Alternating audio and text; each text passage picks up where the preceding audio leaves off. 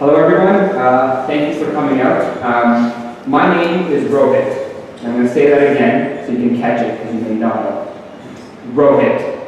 Phonetically, it's R-O-W-H-I-T. Got it? But there's no W, so don't write that in. I'm the Toronto Director for the Centre for Inquiry, your community for scientific, skeptical, secular, rational, and humanistic inquiry. So what does that mean? It means we are all like-minded people who value truth and seeking it out through evidence-based science and critical thinking. We are intellects seeking to be more intellectual. So just a show of hands, who has not heard of CFI, Centre for Inquiry Canada, before? Okay. So, few people. So, Centre for Inquiry Canada is a non-profit that was started in 2006. And in plain English, our mandate or our goal is to spread ideas of critical thinking, rational thought, science literacy, pretty much all the things that are making headlines news these days that we're just shaking our heads at. So, CFI is an excellent organization. I've been a part of it for just over a year now. And to some of the existing members, if it feels like you haven't heard from us in a while, it's because we were going through a big transition phase. And we were doing a lot of restructuring.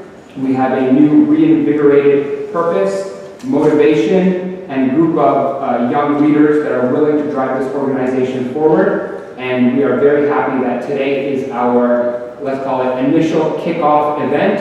And we plan to host minimum one event a month. And we're going to be planning for 12 months out because we really want to get this community back up and going, get brand new members, and really get our name out there. So I want to personally thank everybody for coming out to this event. It really means a lot to me and a lot to the volunteers and to the organization as a whole. So thank you for that. So tonight, now to the main attraction, CFIC is very happy to be hosting a conversation with Dr. Ralph Lewis on his newly published book, Finding Purpose in a Godless World: Why We Care Even If the Universe Doesn't. Dr. Lewis is a psychiatrist at Sunnybrook Health Sciences Centre in Toronto and an assistant professor at the Department of Psychiatry at the University of Toronto. Drawing on years of wide-ranging experience as a psychiatrist and his own family experience with cancer, Dr. Lewis has written this book to help readers cope with random adversity without relying on supernatural belief.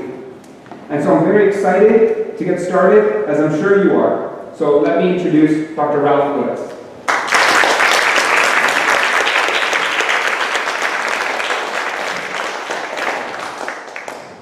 I guess I'll stand first so I can see you all. Is this the right distance from this mic? Okay, you can hear me at the back.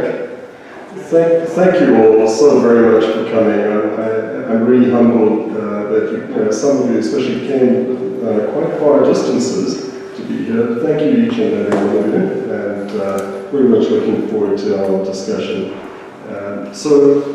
I've been asked to read the introduction to the book, which is about, I'm guessing, about a half-hour read, and then Rohit and I will have a question and discussion session, and then we'll open the floor to your questions, which I'm very much looking forward to. So I won't keep you waiting any longer, I'll get right to it. So, once again, the title of the book is, and please interrupt me if you can't hear, if I'm straying too far from the mic or anything like that. Finding Purpose in a Godless World: Why We Care Even If the Universe Doesn't. Introduction. To all who have been born in the old faith, there comes a time of danger when the old slips from us and we have not yet planted our feet on the new. We hear the voice from Sinai thundering no and the still small voice of reason is not yet heard. We have proved the religion our mothers fed us on to be a delusion. In our bewilderment, we see no rule by which to guide our steps day by day, and yet every day we must step somewhere. Olive Schreiner, The Story of an African Farm, 1883. Sometimes we feel we have glimpsed evidence of a deep truth, that everything happens for a reason, and that things are meant to be. A job loss opens the way to a more satisfying career. A failed relationship leads us to meet our spouse. We stumble across a life-changing book in a store while killing time after missing a flight. In a moment of insight, we see the chain of causation and the meaning of it all. We have the eerie yet comforting feeling that we have just experienced the mysterious workings of a purposeful universe. Human minds are exquisitely adept at connecting dots, inferring causation, pattern, and purpose.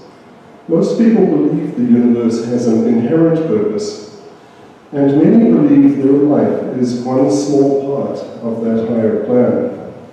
This makes people believe that their lives matter and that there is a point to it all. Conversely, we tend to fear that if the universe were random and purposeless, our lives would also ultimately be meaningless. A purposeless universe implies a godless universe. Although we might struggle to explain why so many terrible things happen in a purposeful universe, we are reassured, at least by our confidence, that a completely random universe is implausible. The finely tuned laws of nature, the immense order and complexity of our world, and the fact of our own consciousness. Most people feel intuitively that these could not have arisen entirely spontaneously and unguided from nothing at all. I find myself preoccupied with the human condition, especially questions of purpose and meaning. As a psychiatrist, I am afforded the unique privilege of having many people share with me their individual life narratives, entrust me with their most personal feelings, display to me the very dramatic or very subtle brain perturbations on behavior, and impart their deepest insights. They regularly force me to reconsider the most fundamental existential questions. Still, things happen in our own lives that suddenly render such questions profoundly personal. An abrupt crisis can also expose structural weaknesses in our worldview. The way a flood reveals flaws in a city's infrastructure. Pivotal points lacking consistency are fractured and swept away in the torrent. For me, such a crisis began on the first day of the school year in September 2005. Reality hit me hard. Our son is only 3. He won't even remember her. And how will the girls cope? I was trying to get the words out on the phone to a friend who is our insurance broker. We were making a critical illness insurance claim, the kind of claim you hope never to make, winning a bet with the insurance company that you hoped to lose. My wife had been diagnosed days earlier with a very aggressive form of breast cancer. Her prognosis was deeply uncertain. She was only 39, and we had 3 children aged 7 and under. Karen and I had experienced adversity and big life challenges before, but nothing like this. It's not that we were surprised to be facing such a crisis.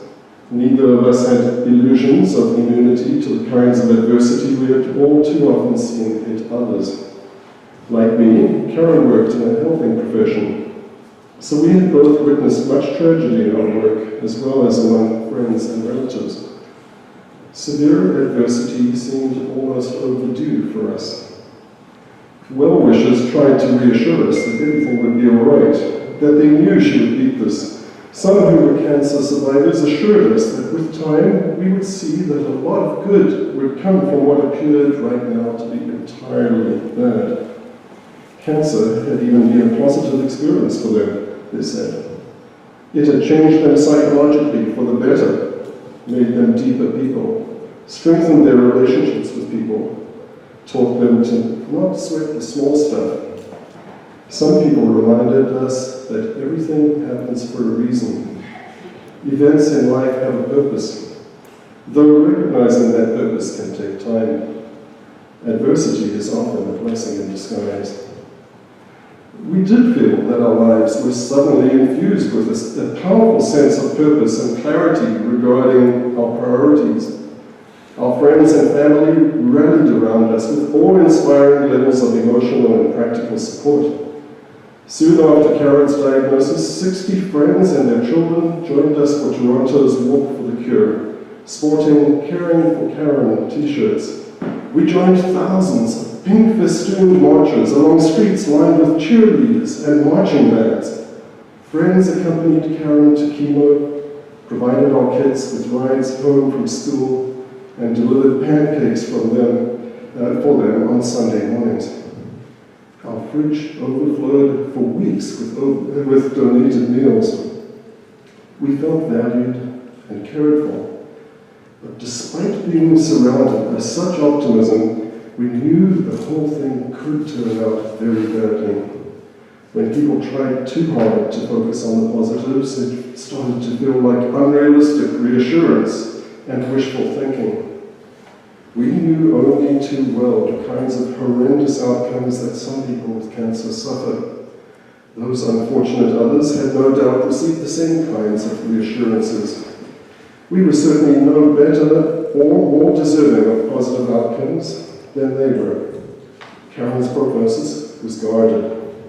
This particular type of cancer was fast-growing and could progress rapidly. The tumor was already very large, with ominous signs of spread. Our religious identity and community were sources of both support and pressure. We are secular Jews who value our cultural traditions and have many religious family members and friends. We were also members of a synagogue community at that time, an Orthodox one at that. This seeming contradiction between non-belief and religious community affiliation is not unusual among Jews. We thanked people for their prayers and rituals, but politely declined to participate. This was sometimes met with subtle pressure, with comments like, "I know someone who was irreligious, but she let the congregation launch a community prayer appeal, and her cancer is in remission now, despite the doctors having told her it was incurable. And maybe you'll consider doing this small rite, just in case. It could end up making all the difference, you never can know." We had anticipated this kind of unsolicited religious advice after witnessing it being given to others in our synagogue community who had suffered similar illnesses. To prevent such pressures, I visited our rabbi on Karen's and my behalf a few days after the word got out about her diagnosis. I respectfully requested that people not ask us to participate in prayer meetings or other religious rituals. I explained that while we appreciated cultural traditions that bring communities together to support each other, as non-believers, we would find requests to participate in prayer and ritual intrusive, pressuring, and burdensome in our time of crisis. But I wondered how sure I was in my non-belief. At that time, I was more equivocal about religion and spirituality than Karen, who was less conflicted in her non-belief. I regarded myself as more agnostic than atheistic, undecided on some philosophical big questions that I presumed to be inherently unanswerable. While I was pretty sure I didn't believe in an anthropomorphic biblical God, I remained somewhat open to the idea that there might be deeper religious truths. I was partial to the idea that there may be some level of purpose inherent to the universe, and I felt reassured in thinking that the universe might be guided by some abstract form of intentional higher power. Assertively declining offers from our community to invoke pleas to God in whatever form one might imagine God to exist was a vulnerable moment, right in the proverbial foxhole. Nonetheless, Karen and I were painfully aware of the prognostic uncertainties of her cancer.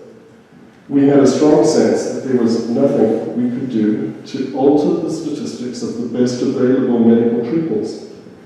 This realization was deeply unsettling, and the urge to deny it and believe otherwise was very strong. Like most people, I have always had difficulty fully accepting that life is utterly random. I had on occasion experienced the compelling feeling that events in my own life were somehow guided or meant to be. Even at this time of crisis and uncertainty, indeed especially at this time, we were the beneficiaries of some extraordinarily serendipitous good luck. A number of critical steps in the diagnostic process and in our accessing the most optimal treatment resources felt more than merely fortuitous. By some kind of good fortune and happenstance, I had serially connected to all the right people at just the right time in obtaining state-of-the-art treatment for Karen, and a new breakthrough medication touted by some as a miracle drug with the potential to significantly improve the otherwise unfavorable prognosis of this particular aggressive form of breast cancer had just become available. I didn't think I believed in personal cosmic guidance, but the feeling of some form of providence was quite forceful. As we shall see, such impressions are always illusory. But at that time, I could not clearly articulate why. At the same time, I did have a professionally honed awareness of the power of denial and wishful thinking as defense mechanisms. I had seen how these get deployed by people facing serious threats and uncertainty. All the more so when these people's fates are being arbitrarily determined by random and trivial factors that seem to mock the significance of their lives. I was still trying to come to terms with the full extent to which randomness rules our lives. In retrospect, I realized that I was experiencing cognitive dissonance, the mental discomfort of holding inconsistent, contradictory beliefs. This internal conflict led to a preoccupation with formulating a more coherent, solidly substantial worldview. I engaged in several years of intense reflection, reading, discussing, researching, and writing. This book is the culmination of that process. Cosmic meaning and the big questions. Our sense of purpose and meaning is entangled with assumptions that life events happen for intended reasons and that the universe itself is inherently purposeful. Why is this so? Belief in a purposeful universe is pervasive, and not just among conventional religious believers. It is a belief generally also shared by many followers of more nuanced theologies that don't subscribe to a belief that specific events in our individual lives happen for intended reasons. It's also typically shared by spiritual but not religious people who may not even believe in a personal God who intervenes in our individual lives. Before the transformative scientific insights of the last few decades, it could quite reasonably have seemed self-evident that our world is purposefully designed and controlled by an intentional higher power. It might actually have seemed naive to suggest that the ingenious complexity that characterizes our world could have arisen spontaneously. Even today, a few highly reputable scientists still maintain that the physics of the universe appears to be precisely fine-tuned to allow life to evolve. Adding to the impression of the spiritual realm and supernatural design, the mystery of consciousness is especially compelling. How can consciousness possibly be derived from material particles? And how could such a complex phenomenon evolve spontaneously and unguided? How can the experience of I be reducible to the laws of physics and to mere matter? Moreover, what about values and ethics? How could such abstract and intangible qualities arise from the material stuff of the universe? Even if they somehow could, wouldn't morality be relative? How can meaning arise in a random material universe? How does purpose itself emerge in a purposeless universe? Despite many seemingly convincing arguments in favor of a grand design, modern science tells us otherwise about the nature of reality. The scientific worldview of an unguided universe. A powerful scientific worldview has been steadily constructed over the last 4 centuries at a pace that has been accelerating almost exponentially in modern times. In the last decade or two, several key parts of the overall picture have been snapping into place. We now have compelling and entirely plausible models for how our world, life, and consciousness could have emerged, entirely spontaneously and unguided, all the way from the universe's origin, astonishingly, to its present complexity. No external or first cause is required, no intelligent designer, and no guiding hand. At the same time, advances in psychological sciences have demonstrated that our tendency to assume that the universe or specific events have inherent purpose and meaning simply reflects cognitive biases of our human brains. Humans are strongly predisposed to over-attribute pattern and conscious intention to events. These tendencies most likely evolved as byproducts of our highly attuned capacities to detect predators and prey, and to cooperate as social animals. By readily identifying patterns and inferring other beings' intentions from those patterns. Pivotal breakthroughs have been made in disparate scientific fields, such as cosmology, theoretical physics, evolutionary biology, complexity theory, neuroscience, cognitive science, and information theory. Considered separately and individually, these insights are already radically paradigm shifting. But taken together, they may actually be leading to a tipping point in the intellectual history of humankind. But if these scientific insights compel us to regard all existence as random, where does this leave us? Nobel laureate physicist Steven Weinberg famously wrote, "The more the universe seems comprehensible, the more it also seems pointless."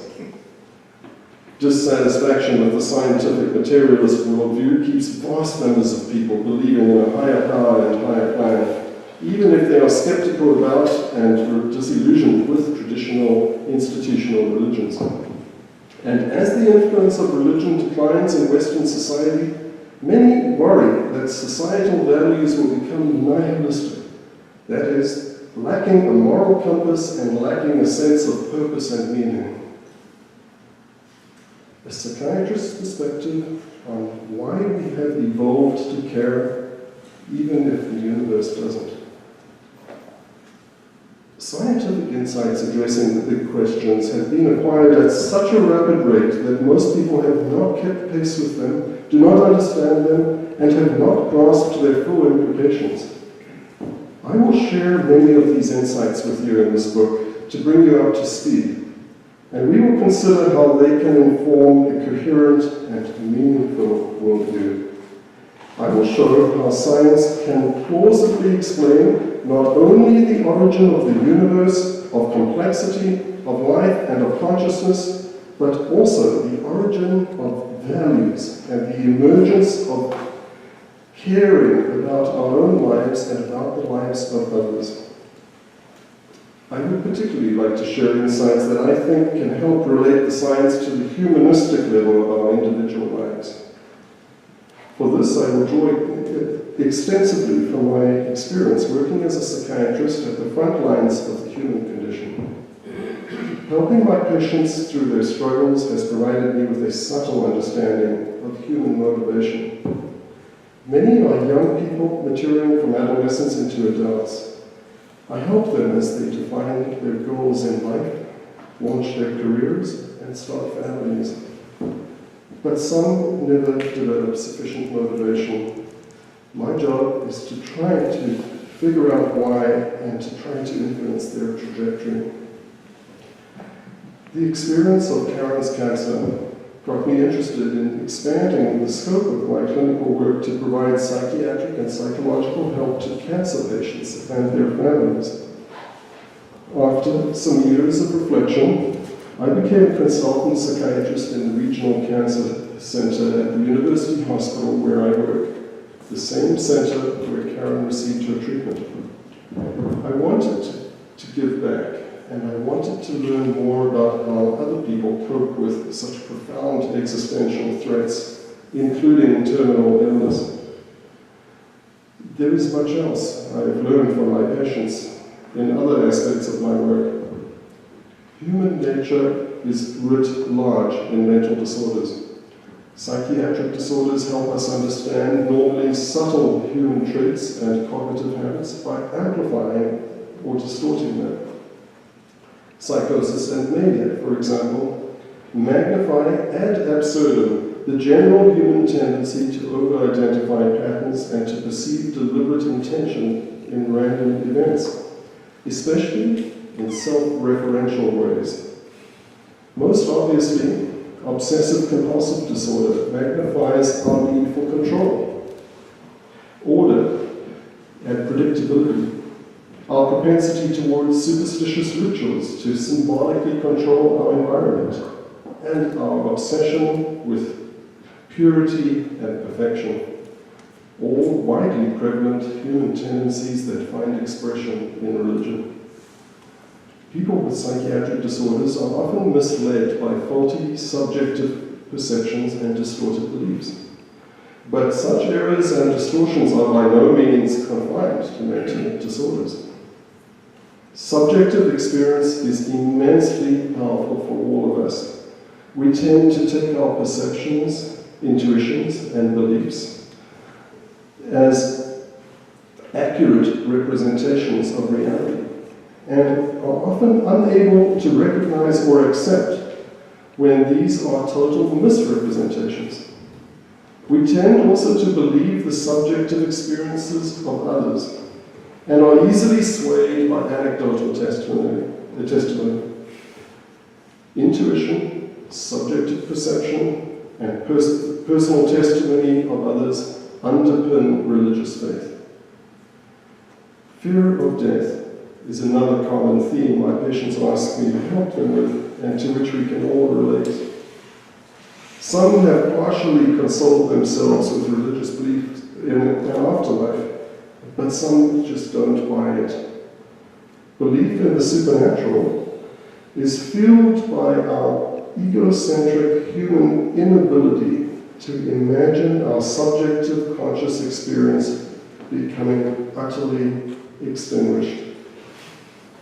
To gain a more realistic picture of how the world really is, and we need to bypass our subjectivity, our intuitions, our cognitive biases, our fears, and our wishful thinking. The most reliable way to do this is to apply the scientific method. Once we consider the relevant scientific evidence, it becomes clear that the idea of a designed, purposeful universe is a human construct. We also come to see plainly that there is no basis for believing that religion is the source of purpose, morality, and meaning. Instead, religion can be understood as having incorporated these natural, motivational, and social dispositions and having co-evolved with cultures over time. Unsurprisingly, religion has also incorporated our more selfish, aggressive, competitive, and xenophobic human proclivities. Modern secular societies have achieved far more compassion and success than religious ones. Human caring does not depend on belief in a caring or purposeful universe or a higher power. I still think that enlightened, intellectually sophisticated forms of religion can play a role in scientifically literate, predominantly secular modern societies. In its most progressive and non-literal forms, religion can and does augment the capacity for caring in many people. Many of my patients have felt that they could not have made it through their adversity without the comfort of their faith. And some have been inspired by their religion to tremendous acts of social altruism. But too many have agonized in feelings of guilt, self-blame, or abandonment by God, asking, "Why me?" And others have diverted much precious time and energy to the fervent performance of religious rituals. It is my aim in this book to provide a motivating and cautiously optimistic worldview, if not a Pollyannish one. This view builds on a solidly scientific understanding of the universe and human nature, and so is based on reality and evidence rather than belief. It will not be a prescription for which moral codes to follow or what the purpose or meaning of life ought to be. I will simply present the argument that the fundamental human qualities that orient us toward purposeful, moral, and meaningful living are innate, instinctual products of unguided evolution. Purpose, morality, and meaning are not inherent to the universe. They were not present at its inception as part of its design. They emerged much later, with life itself, and were shaped by evolution. Remarkably and counterintuitively, there is nothing miraculous or mystically significant about the fact that our living world is now suffused with purpose and meaning, and even moral values. Though you would be justified in feeling a sense of awe at this realization. I must caution you, this worldview is not as soothing and reassuring as the old stories we have been telling ourselves about a benevolent, purposeful universe. But neither is it nihilistic. People who are immersed in science and who have embraced it not only as a profession but also as a worldview tend to be among the most inspired and purpose-driven members of society.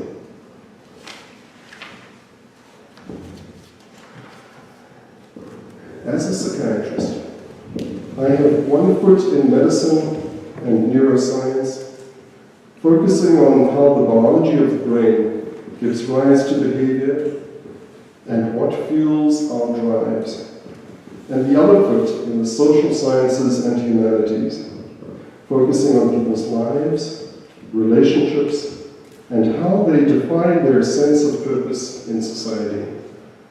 And it is as a psychiatrist in the trenches of the daily human struggle that I offer here what I hope will be a unique contribution to this transformative societal debate.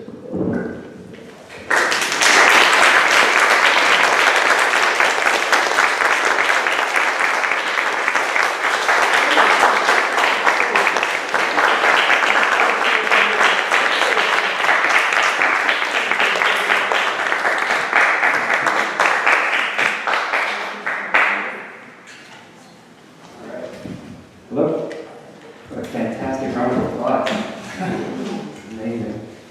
Okay, so thank you so much, Dr. Lewis. That was fantastic. I think most people definitely enjoyed that. So what we're going to do now, we're going to have a bit of a Q&A between myself and Dr. Lewis.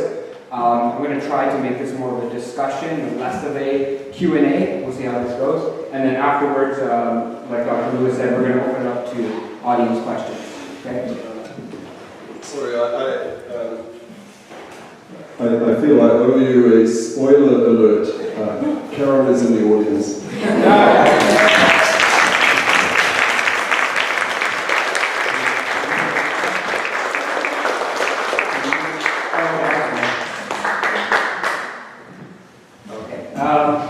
To the people in the back, can you see us? We thought there was going to be a platform here. If not, we can move our chairs slightly back. You think it's okay? All right.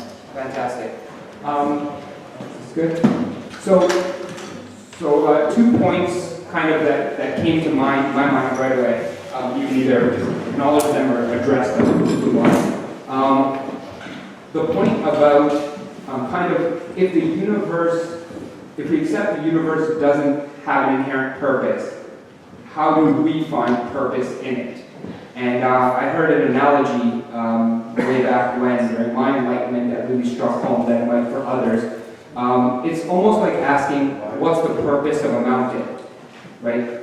What's the purpose of a mountain? Well, you would say, well, there's no purpose. A mountain just forms through, platonic plates that kind of press against each other and come up. So there's no purpose. But what do we then do? We find purpose or things to do with that mountain, right? So during the snow, we ski down it, or for athletics, we hike up it, right? So we find something to do with that. We define the purpose of the mountain. The mountain inherently has no purpose itself. So I know for me, that kind of analogy struck home, that even if something didn't come about with a purpose, that doesn't mean that we can't derive a purpose for it. And the other point that I want to bring up is, I very much relate, I think most people can too, the well-wishers for caring for your wife. If you had gone to that prayer, or people might have said, well, see, it's because of you did the prayer that everything was okay. They're very isolated in their thinking. But if you just sort of expand your worldview and you just look at statistics and you tell someone, well, if you look at the collective human suffering across the world, right, how can you possibly find justification for every individual incident of human suffering, even if you don't know those people, right? So you just think about the age of death in rural areas in Africa and India and some of the Asian countries. You just feel like, well, what kind of purpose could you come up with to say young children dying of starvation? But it's very easy on this end sometimes in the first world nation, where we can find isolated incidents and say, see, there was a purpose for that event. Any thoughts on that?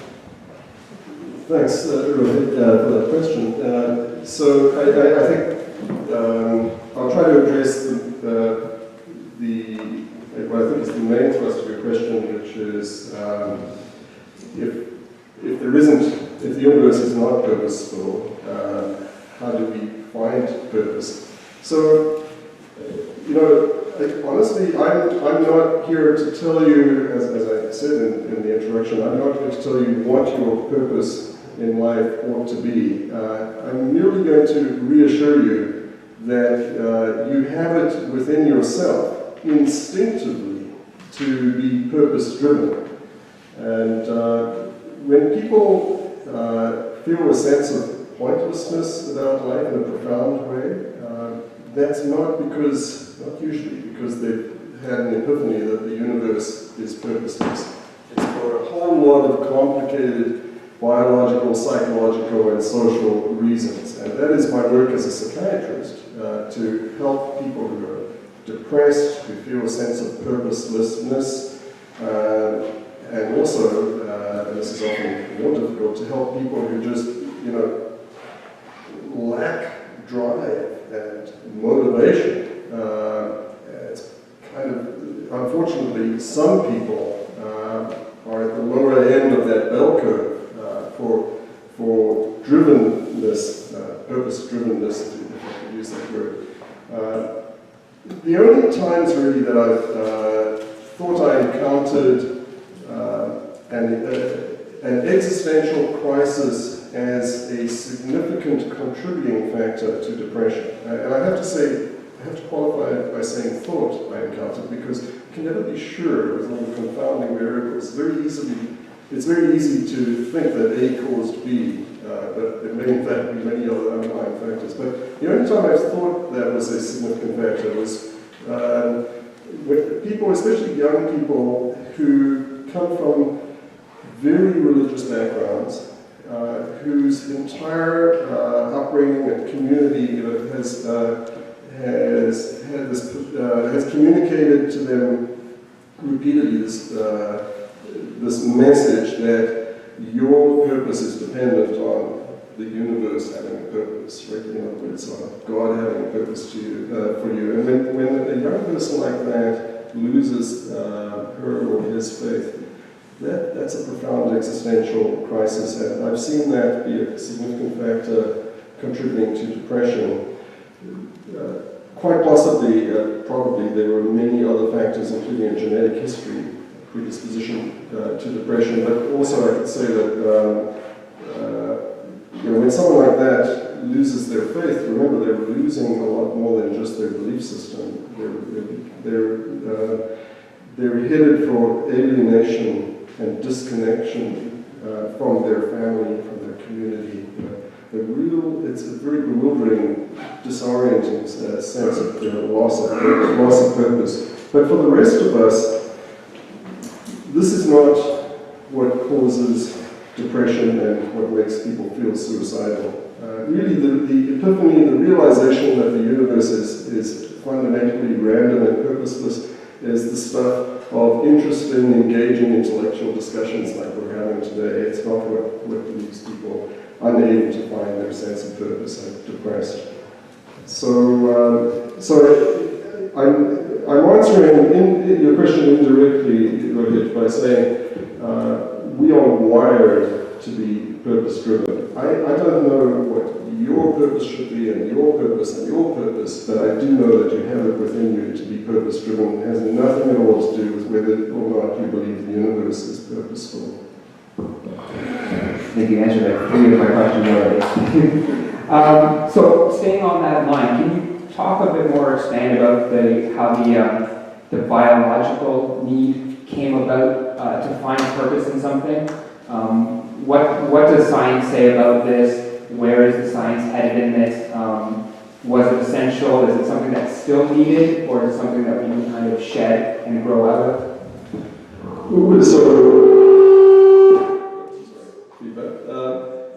So what the science says about that is actually remarkably simple. Even a bacterium or a plant is purpose-driven. Every living organism is goal-directed. The goal is survival and reproduction. This is the very nature of life itself. And higher and more complex organisms, animals, all the way up the evolutionary tree to the most complex animals that we know of, which is us, simply have evolved a highly elaborated form of that same elemental purpose-drivenness or goal-directedness. In many ways, everything we do is just an embellished, I use the words extravagantly embellished, fantastically elaborated, convoluted outgrowth of that same basic drive toward survival and reproduction. The analogy I like to give is the beautiful peacock tail. Right? That's what the human sense of purpose is like. That's what all of the spectacle of human civilization is really one fantastic peacock tail. Do you find that maybe people in, I don't know if this is true for all regions in the world, but some regions dwell more on the purpose of life than maybe others. I don't know if you've come across that experience, but it seems like if it's biological and evolutionary, maybe one civilization sort of was afforded comforts and security. We will then be able to free our minds and sort of ask some of these existential questions as opposed to being bogged down with the day-to-day of survival on the African savannah and then consider it. Yes, that's a good question, good point, and I think it comes down to Maslow's hierarchy of needs that most people have heard of, right? And so when your most basic needs of physical survival are met, then increasingly you can devote your mental energies to higher forms of self-actualization, without realizing it, and it doesn't matter that this is the case, it doesn't diminish it, but without realizing it, it's still all ultimately in the service of survival and reproduction, right? Art, all of this, right? It's all just peacock tail. But that's okay, that shouldn't depress us, right? I still love the beauty of a peacock tail and everything else that nature has to offer and all the better aspects of human civilization. It doesn't diminish it, that this is what it's about, selfish genes. It doesn't matter. I often joke that my suits are a male version of the peacock feather, so males like pluming as well. Has there been sort of someone under your care or your advisory that you've seen kind of start off with a very a belief in that there was a higher purpose, and then maybe either through, I know you don't do this directly, but maybe through your talks or on their own, come to the realization that maybe there is no purpose in the universe? What can you talk about what that was sort of like? What was that person's kind of mental journey, and then what was the ending of that? What was the effect? Did they come to embrace it? Was it a hard struggle? Did you have any cases like that? Yes, I've had many. It's colored by the fact that people are usually seeing me, there's a referral on this, and they're usually seeing me because they are more prone than the average person to something like depression. Depression would be just one common reason for a referral. So many of these people are predisposed genetically and for other biological reasons usually, and also psychological reasons, predisposed to depression. Examples of psychological predisposing factors would be serious early childhood losses and things like that, right? So when this person has an existential crisis, once again, it's easy to be distracted by this. I myself, in my more naive years, in the earlier part of my career, I was frequently distracted by this, thinking that this was the main cause of the person's depression. And I've tried engaging people like this in existential psychotherapy, which they found very interesting, and so did I, but didn't do anything to get it out of the depressed state. And eventually, reluctantly, grudgingly back then, I would put them on an antidepressant, and lo and behold, these issues dissolved. Not always. Antidepressants, I wish I could tell you they always work. They're moderately effective. But the point being that this was about biology more often than not. Right? We tend to misattribute our mood states all the time to other factors, to proximal factors, rather than factors that are unavailable and unknown to us. I mean, think of a common everyday occurrence. You're hungry, you're tired, you're premenstrual or something, and you're irritable as a result of this. And you think it's something that someone said or did, right? It's not.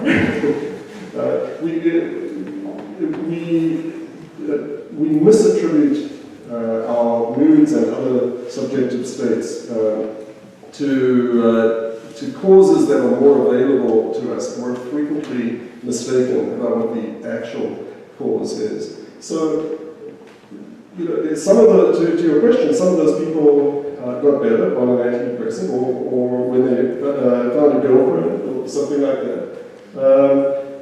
But I would say just one other point about it is that initially, certainly people can feel very despondent if they have had a strong belief, a religious belief, and now they've lost that faith. Their faith has been shattered. Of course, it's very despondency-inducing.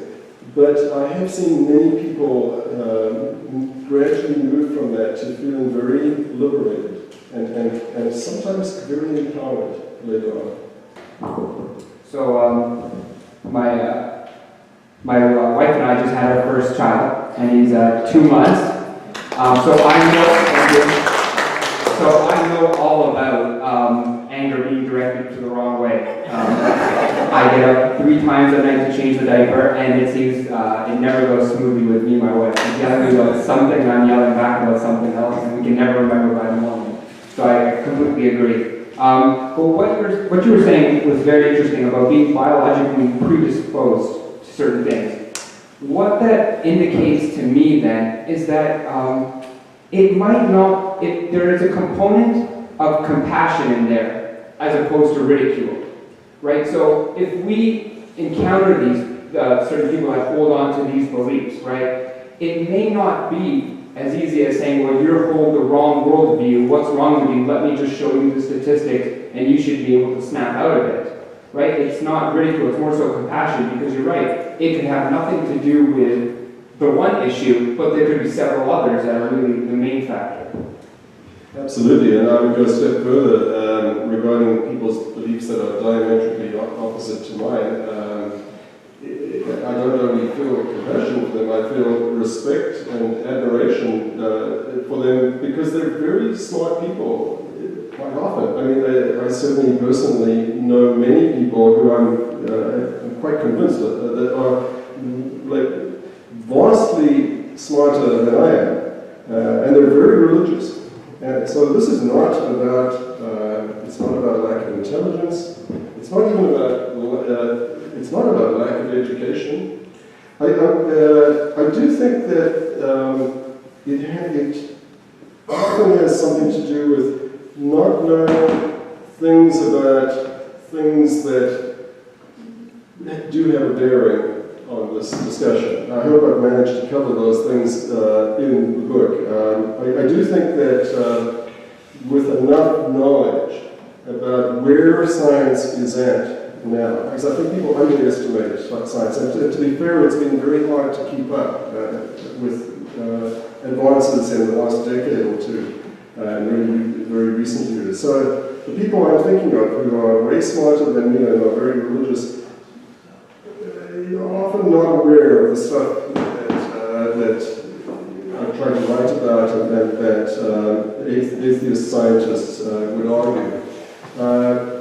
But still, even then, I would have to say that that's not it either. I think it's about so much more. The reasons people have these beliefs have to do with motivated reasoning, have to do with personal background and upbringing, have to do with emotional investment and cognitive bias and many, many things. It's not about intelligence or ignorance. No, of course, one of us is wrong, and it could be me. So this book is one about life's biggest questions, purpose, consciousness, values. You as a psychiatrist, what made you want to tackle these questions and write a book? Yes, so there were many factors, honestly, it's about many more factors than I covered in the introduction as well. That's a certain angle on my motivation and narrative. There were other reasons that I didn't write about because I thought they would be too boring, frankly, to write about, but they're important to me. But just from the angle of a psychiatrist, it's what I was saying at the beginning of the introduction, that I've dealt with so many people who are living with such adversity, such existential challenge, profound existential challenge. And I've worked a lot, and actually increasingly over the years, with people who have had devastating tragedies. And as well as, of course, the tragedy of a serious mental illness as well. But I'm actually not talking about seriously mentally ill people here. I'm talking about people who are seeing me more for psychological reasons because of personal tragedy, and also the cancer patients. I deal so much every day with people who are confronted with these big questions of, well, why me? Why is this happening? Why is the world so unfair? What have I done to deserve this? And I've dealt with people who've lost their faith, whose faith has been shattered. And I've also dealt with many people who have kept their faith. And in fact, their faith, as I said as well in the introduction, is what got them through this, right? And I'm just so intrigued with people's belief systems, right? And how that is shaped by circumstance. And how it shapes, in turn, how they face those circumstances. As well, when dealing with actual mental illnesses, I'm dealing all the time with distorted belief, and sometimes very extremely, as I said, psychosis, for example, when people are completely out of touch with reality. I'm endlessly absorbed by this question, how people can believe things in the face of such incontrovertible evidence to the contrary.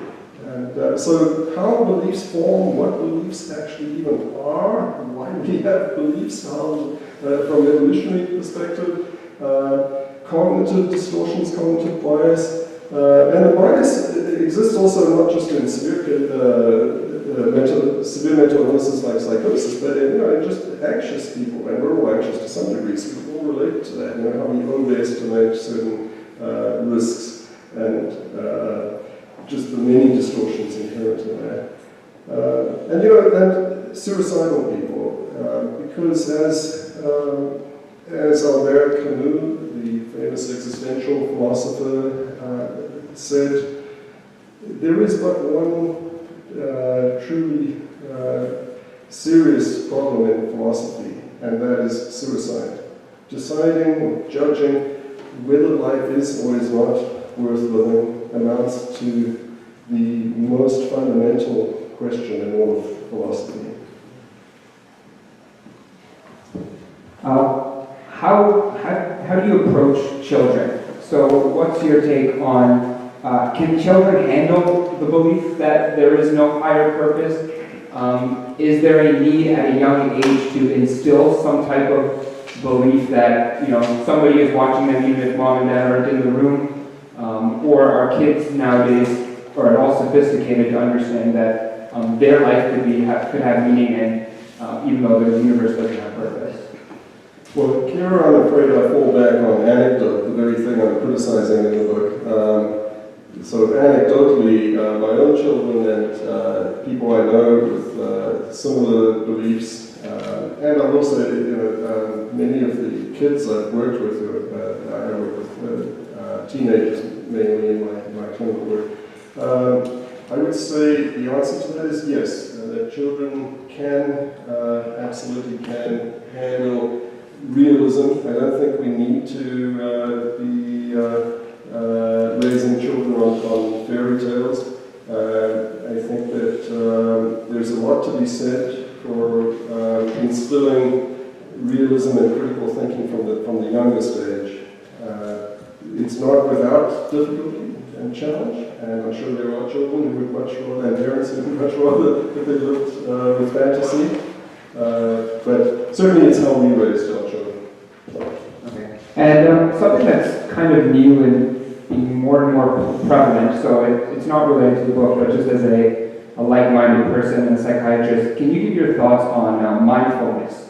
I know more and more we're reading about it, and it seems like it was kind of an outlier for a while, and now it's more and more so being embraced. I know school boards are starting to teach it in class. What are your thoughts on mindfulness?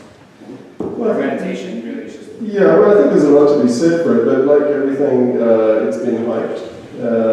And it's supposed to be the cure-all for everything. But really, it's quite simple in essence. It just says, hey, slow down and pay attention, live in the here and now, and don't be so caught up in your thoughts. And I suppose that the relevance to critical thinking is view your thoughts with some sense of detachment. Don't believe everything you think.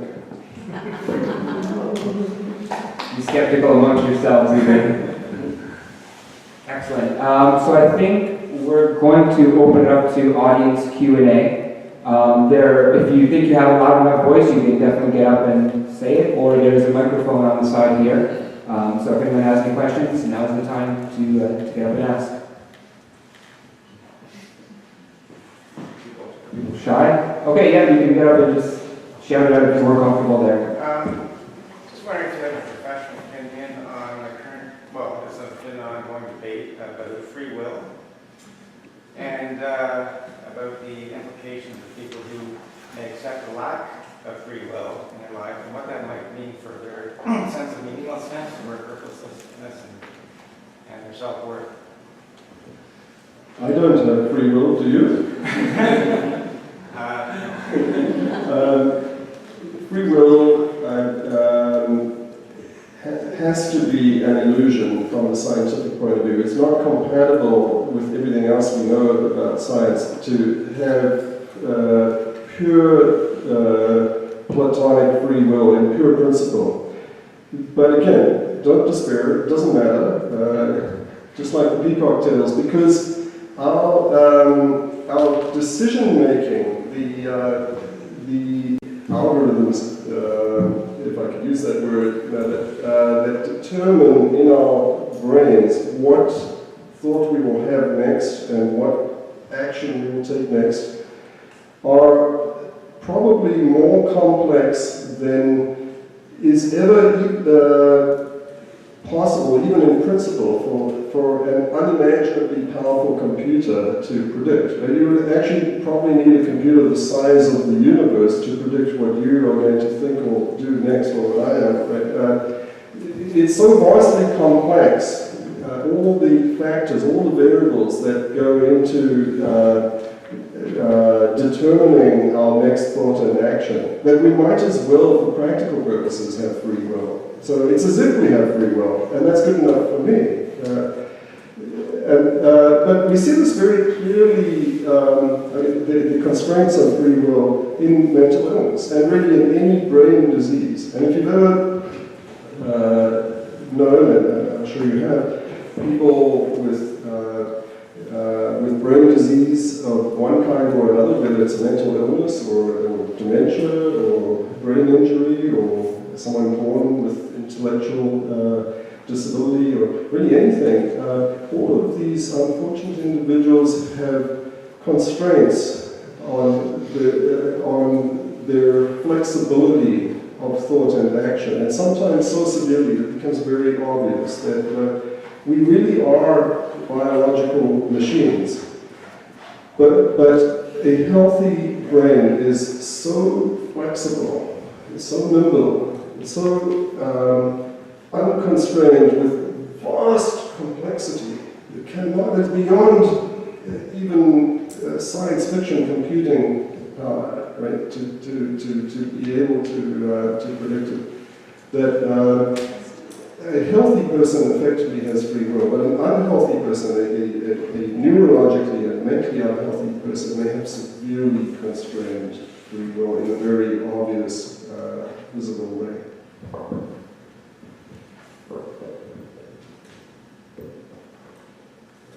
Go ahead. I don't want to, it's not a question, it's something that I have observed. That, for instance, when you said that intelligent people, and there are lots of very intelligent people that are religious. all that. And that's true, I think certain cases, but in general, what I've observed, because I am from Latin America, and that most of the people that are poor and low educated are not atheists. Most of them are religious. And the people that were atheists or agnostic were not religious. Usually they were people that were educated and they had a better standard of living. They were educated, professional, things like that. That's what I observed.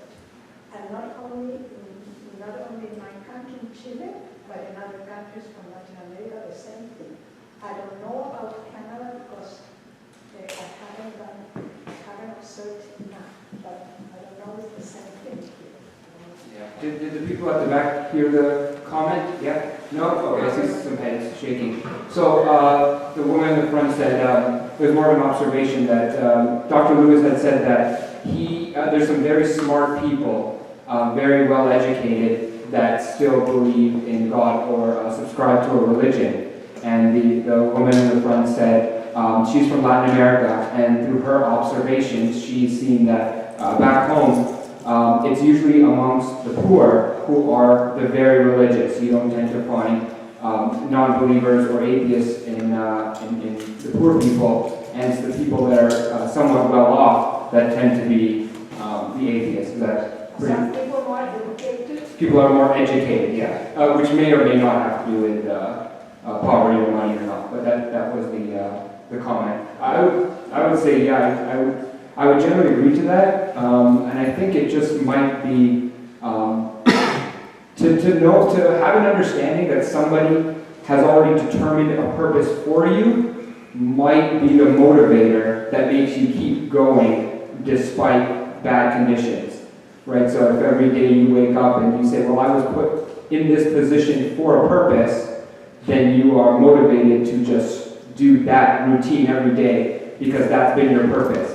And to question or to get out of that norm just seems exponentially difficult as opposed to continuing the status quo. Like, I can understand why that would be so. Yes, so in one sense you're absolutely right. There's definitely a well-known correlation between socioeconomic level of a country, a society as a whole, and within each country and society. A well-known correlation between level of religiosity and lower socioeconomic level and lower education level. And certainly on an international scale, there's no question that the most atheist societies in the world today are the most prosperous and educated countries. And you'll see that same stratification within each country and society. However, it's a big mistake to think that is always and only the case, that religion is equivalent to less intelligence or less education or less wealth. Right? And this is a problem that I had, and I think many of us had, with the initial new atheist literature in all its stridency. I have to say that the new atheist writers, and I think most of you are familiar, I'm talking about Harris, Dawkins, Hitchens, Dennett, Stenger, and others, especially those.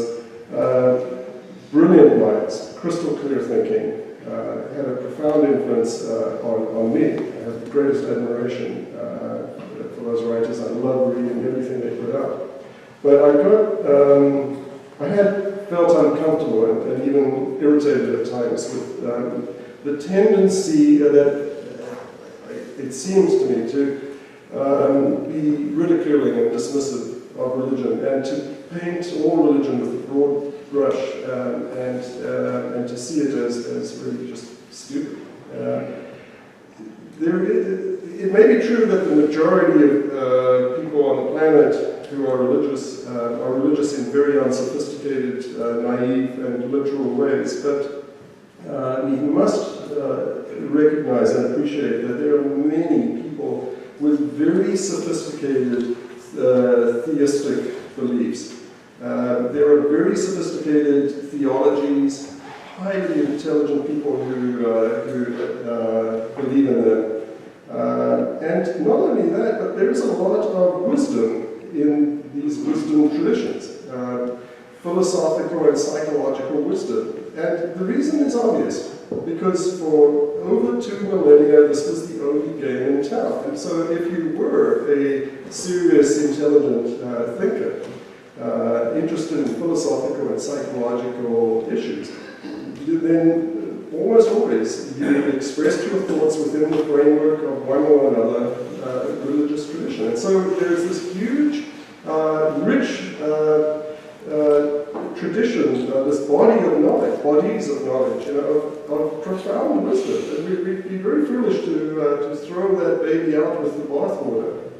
So it's generally true, but what you're saying is correct from probably the majority, statistically, the majority of people, but there are too many exceptions for us to just look at it that way.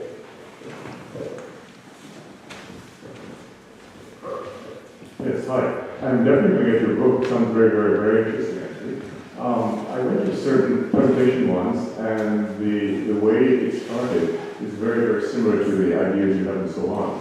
And that particular person didn't really tell us from the advertisement that they had up front sort of what their background was. And I'm saying this just because I'm just curious. Do you have any background at all with Christian Science or the Kabbalah? I don't have any personal background in that, but I certainly have spoken to many people from those traditions. More so Kabbalah, because I'm Jewish, and that's a Jewish tradition, although it's been adopted by many Christians and others far beyond Judaism. Okay, and that person was Mayor Ezra. You might have heard of him. And as we went on, he started talking about H1 Hubbard. And then I realized he was Christian Science. Now, some people immediately asked for their money back because they were told, and it wasn't funded, So, okay, I'm very appreciative of the fact that you're taking a very moderate view of everything. Insane, for example, not everyone who has a religious background is necessarily not particularly intelligent and so on. So you're trying to keep, a very inclusive range to everything. I appreciate that. Is there a chance you might think that because of the fact that we're so accustomed, those of us who have studied it, to the excesses of the past, the Inquisition and so on and so forth, and my apologies to anyone here who's Catholic, what some people might have perceived the Inquisition on the previous popes to have, done in society, that maybe you might be swinging too far the opposite way right now. And that's one question. And the second question is, do you think that, and I'm sure there are people here who believe very strongly in a higher power, I'm sure that probably 1/3, 1/4 of the audience here, just my perception, so you can't really, believe in perception, but I'm sure there are people here who pray to a higher power. Do you think that, because what I'm hearing and what I'm believing in what I've just read, for example, I've just been reading a book called Tools, which you might have read. Very good book, by the way, Tools. I don't think what you're believing and what you're espousing is necessarily mutually exclusive to believing in a higher power. I think they can be melded together. And because of my background in my education, I actually look forward to reading your book because I want to know more about recent and really up-to-date research in how the mind works. I mean, I can't get enough of it, anything to do with the brain and how it works.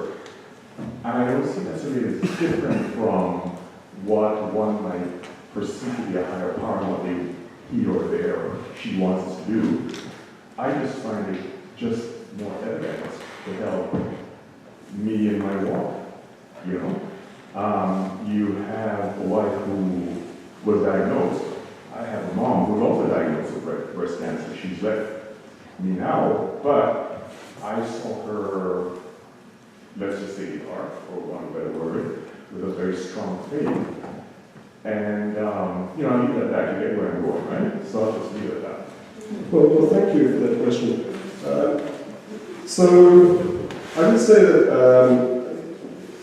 until maybe a decade ago, I would have said exactly what you just said. And it's a compatibilist position, which is that scientific worldview is compatible with at least a very, very abstract, indefinable form of higher power. So I thought these things were compatible. And I have the utmost respect for people who do think that. And once again, these are among my friends and colleagues, family members who I know for a fact are way smarter than me. They've thought about this deeply. I take the position, though, that these are not compatible, and I explain why in the book. So I've changed my mind about this, and the reason I've changed my mind is outlined at length in the book, the evidence. But what I am saying is that while there is no room, at least as I see it, I may be wrong, but as I see it, there's no room at all for a higher power or higher purpose in the scientific worldview. But there is room for religion in its most progressive and sophisticated forms. It's the supernaturalism that I'm taking issue with. But religion still has a very important role for many people and will for a long time to come, I think. I can't predict the future, but that's my sense of it. But even in very modern, sophisticated, secular societies, religion will continue to have a very important role to play. But as I say in the book, I think if religions want to continue to be taken seriously in scientifically oriented, secular, modern societies, they're going to have to de-emphasize supernaturalism. And then what would that mean? Focusing on values, traditions, culture, community, these aspects is what you're referring to? Yes, and much more. I mean, I think that a lot of this is just different personalities who have different needs for different things. I mean, there are some people, some personalities who they just don't need that at all. But I think that probably the majority of people have a strong need for community and congregation and collective values, and a lot of this can be realized through religion. And also, we spoke about mindfulness, and there are many people get a lot of benefit from various forms of meditation. I will say, I'm not that kind of personality, but many people are and do. There's a lot to be said for coming together in a congregation, for collective acts of meditation and contemplation and ritual, and that's really what religion provides, and very much more. But I do talk about it in the book. I would just say too, it also provides a bit of a label and a sense of identity. Right? So I'm sure we all know these certain people who, Monday to Sunday, they are the most non-religious person ever, but yet the moment they hear something negative about their religion, or if you say something negative, all of a sudden they're the most biggest believer ever. Or if you were to introduce them to other members of their faith who are more stricter, they'd probably outright deny the other person, saying, you're not really this religion that you say you are. But there's just this sense of identity, and it just springs up all of a sudden when they or their group feel threatened. So that's another thing. It's just the fact of having a label seems to be comforting to some people. By the way, anybody wants to ask questions, there's a room here to line if you want. I'm a psychotherapist, and I would like your take on when you think it might be appropriate in treatment to challenge the religious views of, for example, maybe you're working with a Christian father, and he becomes incredibly depressed because his son is not at the club. Or you're working with a Muslim father, and he's incredibly depressed because his daughter doesn't want to work out, and he feels that she's bringing shame on the family. How do you gingerly dip your toe into that to suggest that maybe it's that the problem here is not the behavior of the child, but rather some of the views that you have about these things? You know, I'd be hard pressed to think of any time when I would feel that when I would feel compelled to challenge someone's religious beliefs. I try very hard to work with people where they're at. But in the example that you gave, I guess I would focus, and I have focused in these cases on the price that this person is paying, on the consequence, the loss. And I would try to work with this individual to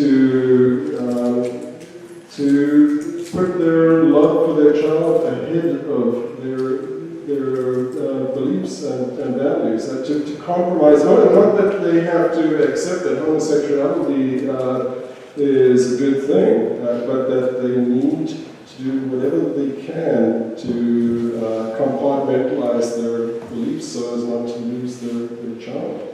So for you, this situation is very different from, say, you wouldn't consider it a cognitive disorder. You would never treat it as such. You know, I mean, Dawkins' book is called The God Delusion, but clinically that's an invalid term. It's a good rhetorical device. Religion is not a delusion except when it is a delusion. And it's actually often pretty easy to tell when it is a delusion. And in fact, it's frequently the religious family members who will tell you that this family member has become delusional in their religious beliefs. Not only delusions, but obsessions and compulsions. That's another example. It's actually not that difficult usually, because there's so many other features that accompany it that help to differentiate a normal religious belief, no matter how fervent, from a psychotic delusion or an obsession. Psychiatry treads very carefully here in its definitions, and so the definition of a delusion is a fixed false belief held in face of incontrovertible evidence to the contrary, or some wording like that. But there's an additional part to that definition. It's a belief that is not held by the person's, as well, I'm sure, by the person's cultural group or their family. It's when the person has adopted a belief, has come to have a belief that is very out of keeping with everyone around them, and indeed very out of keeping with what they used to believe. So sometimes it's tricky and difficult to figure out, but it's often pretty obvious. Thank you. Thank you. So the city is dealing with some tragedy that's left a lot of us trying to figure out what was going on with usually these young men who caused this sort of thing.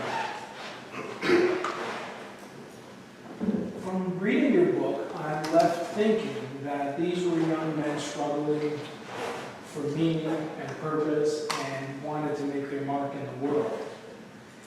Am I right about that, or is that what you're thinking? And if so, are there any keys that might help those of us that may be in front of some young people like this, that might help us see when they're crossing that line to purpose that is socially enhancing, and the other type of leaving your mark in the world, purpose? Yes, I think you're right about that, Gus. But of course, it's always additionally, there are layers of complexity over and above that. And without being privy to any of this information myself, I only know what you know reading the media, but it seems pretty clear that Danforth's shooter was psychotic. And it seems pretty clear that the North York van attacker was autistic. So clearly major mental illness, mental disorder was at play here.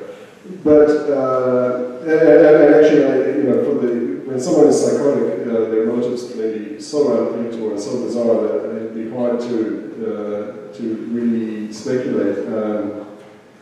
I was reading just recently about a mass shooter from some years ago in Texas who it turned out that his motive was that he believed, this bizarre delusion, he believed that every person there has some numerical essence to them, a number attached to them that was conferred some sort of power, some sort of psychological energy to them, and that he believed that he had such a low numerical power and energy, and everyone else had more, and that the only way he could acquire more energy was to kill them, and that each person he shot and killed, he acquired their numerical value. It's that bizarre, right?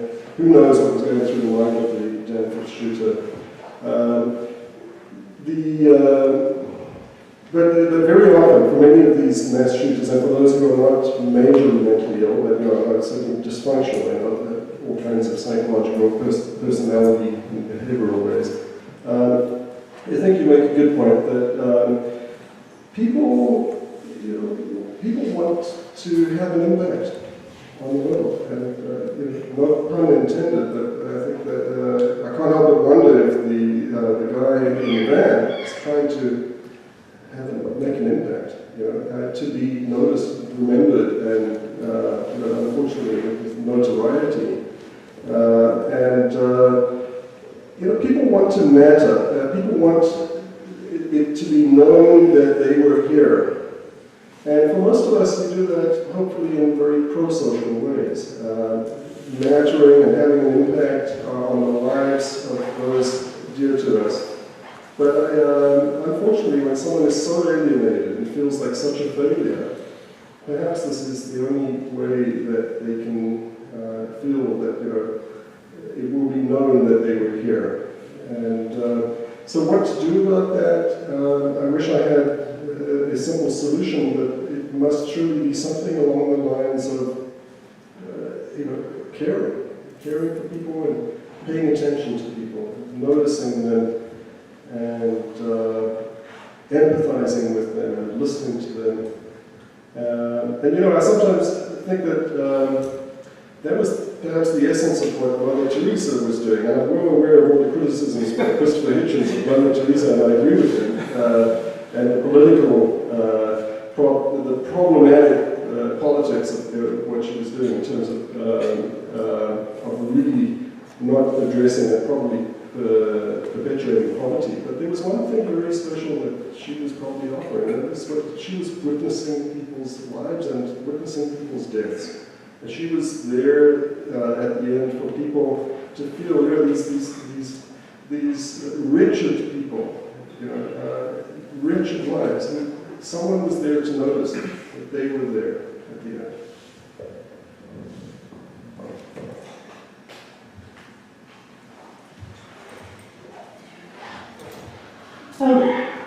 Two things. One was that I don't think we can define religion. If there's no, like when you were talking about it, it confused me. When you say that people can get together, have all the things that congregations have, and I agree. I think those are things that people in their meeting, that might be one of the reasons why people don't want to meet religions. It's for all the social benefits, and I think they're important for communities. But if there's no faith in the supernatural, what makes it a religion? How can it be a religion without believing in something that doesn't exist or something that for which there's no evidence? So that was one. I wonder if you could just clarify that for us. Can I ask you? The other thing that I'm wondering about is child indoctrination. Because, like we were talking about, when teens are coming up, start to think on their own, they suddenly lose their whole worldview. I went through that experience, but I went through that as a pretty mature adult. But what about kids? that have been through child indoctrination, like I did. I went through Christian schools. It was 7 days a week. They're the same thing. So, I wonder if you could just talk about child indoctrination, because I think it's a real thing, and I started talking on Facebook saying it's intellectual abuse, and I think in a sense it is. So I wonder if you could speak on that. Yes, I'll start with that, because I don't have much to say other than to agree with you. I think it's a huge problem that children are indoctrinated into a particular worldview. But when I would qualify that statement, say when that worldview, when that religious education, we'll call it, to use a more neutral term, is very extreme and narrow, and certainly, especially when it's xenophobic.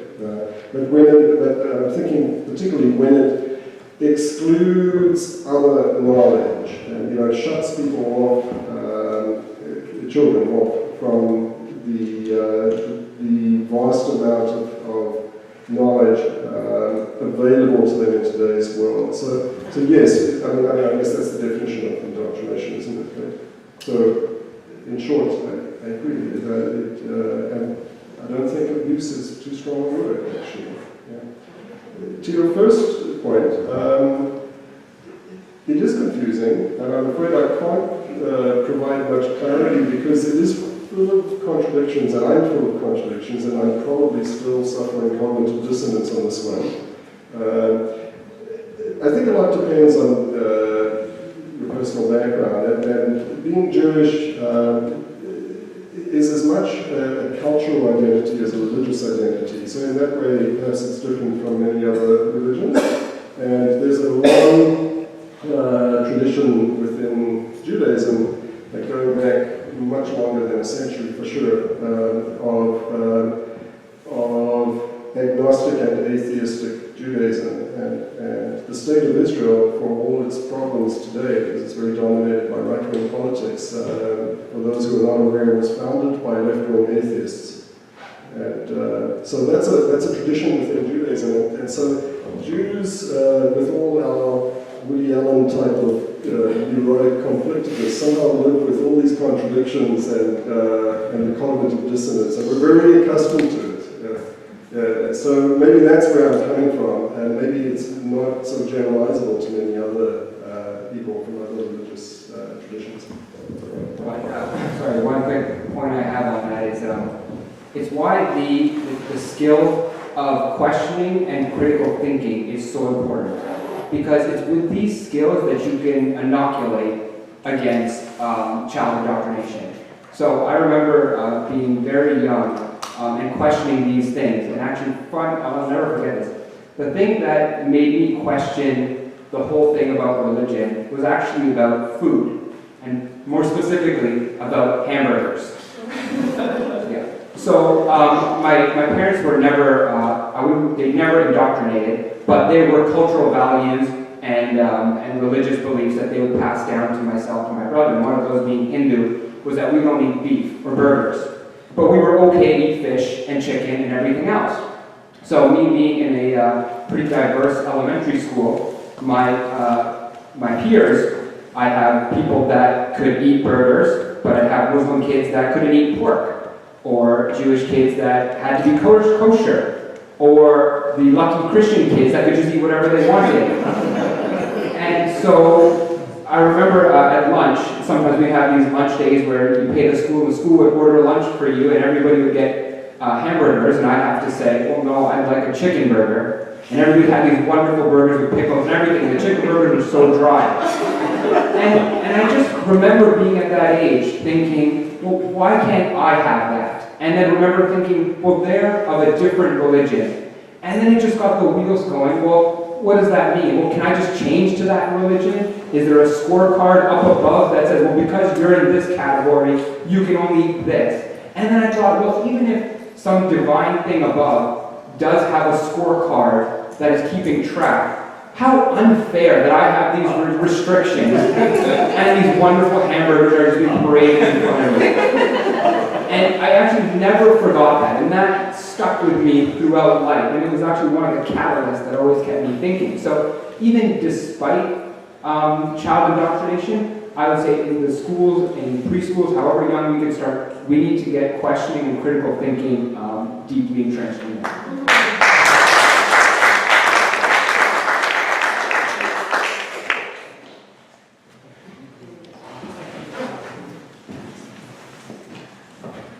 I think we'll take maybe one or two more questions, and then we'll go for book signing. Hi. If your purpose is to work on a particular task or project that you value, but over a span of time you lose interest in that project, what are some ways for you to rejuvenate your interest in your purpose? I don't think I can answer that. I don't know the answer to that. Well, I guess I need to have a much longer conversation to figure out what else that is about. Oh no, I was just wondering if you had any general strategies. Yeah, not off the top of my head, and I think in a nutshell, it would probably be a much longer conversation. All right, thank you. Thanks for the question. And I guess your question does highlight that really all of us struggle, myself as well. We're so complex as human beings, and we go through phases of being, consumed with motivation, and then we go through phases where it's just lost to us.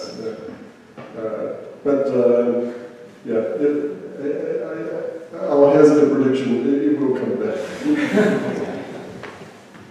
I'm a dabbler in this field, so ex-Irish Catholic, ex-engineer, grandfather too.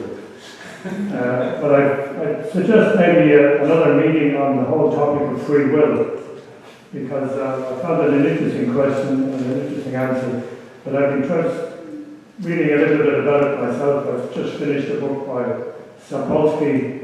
He dedicates a whole chapter to the topic, more or less outlining why it doesn't exist. So one of the takeaways is, I don't know how I live my life unless I believe it. And on the other hand, Daniel Dennett had a go at, he says, free will worth having. I had a go at it, couldn't get it. But obviously there are a lot of brainy people out there with different opinions. So it might be a good topic for discussion. Secondly, on the topic of religion, I found it recently struck me that's interesting. The neuroscientists are coming to, again, a conclusion that perhaps a lot of free will is, or let's say a lot of our decisions are greatly influenced by what's happened before and so on. And, there's a lot of evidence to that effect.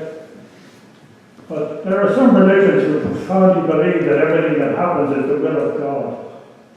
And it's ironic that among the most poor people, I think some of the Muslims are open to correction. These people can accept such awful warfare and delivery, courtesy of our civilized Western capitalist bears and bushes, awful pain, and perhaps it's ironic that this will, that it's the will of God, Allah, whoever, helps them carry on. So, if I were to quote two other secular Jews that are fans of, Woody Allen, the comedian, his joke about delivering the eggs. I'm sure you know the joke, but I won't go into it too much later on. But as long as religion delivers the eggs, we need eggs. And the other one being Karl Marx, who said religion is the opium of the people. Now, opium didn't mean having a good toke on a Saturday night, but it's a painkiller. And the second part of his quote was, it's the heart of a heartless world. And I'm an atheist, but some of my ex-socialist friends in Ireland, they're now what I call communities of sneering atheists. They spend their time sneering at the people because of their stupid beliefs and denying that the churches in Ireland, the church people, have ever done any good. And most of these men and women were educated by these defrauded priests who were running the hospitals and schools for the blind. So I have to remind my fellow atheists, stop sneering. You won't persuade anybody to give up with superstition. And personally, of course, finally, I've met the mother of a very close friend of mine in Ireland. She was a very elderly woman. I just dropped by to say I lost touch with Paddy. Lovely guy, most gentleman in the world. They came down to the door, very friendly. And they shocked me by saying Paddy died last year. He was in his 50s. I sat down, we had a cup of tea. That lady told me how a lovely fellow her son had been, most gentle guy, and she's looking forward to seeing him again. It still brings tears to my eyes. I think she's looking forward to seeing him again. I'm an old atheist, an old commie atheist, but I walked out of there thinking, fuck this, That's great, I wasn't going to say, hold on. But I think you would be interested in your organization, provided it doesn't spend its time sneering at the believers.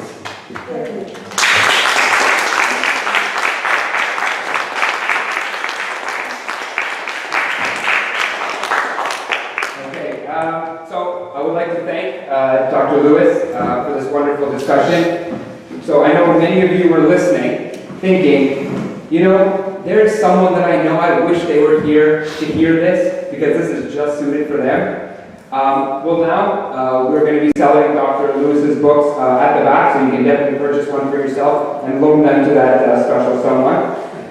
So just a point of mention, the book actually retails for $27.50, but here you get it signed for $20. So we have limited copies, and they're at the back for available.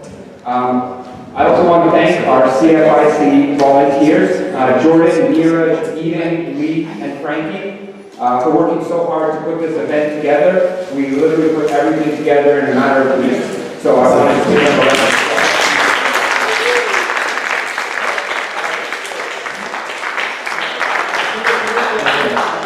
Just before you go through, and finally, a big sincere thank you to all of you who bought tickets and came out.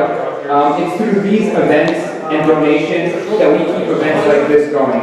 Like I said earlier, my team and myself, we are going to be working harder than ever to revive CFIC Toronto and put on these wonderful events. And it's going to make this a wonderful community. Keep your eyes open for upcoming events. Please tell other people that you feel would benefit from this, and let's keep this community going. I have one final request, and that's if you are not already a CFIC member, please go to the back and sign up.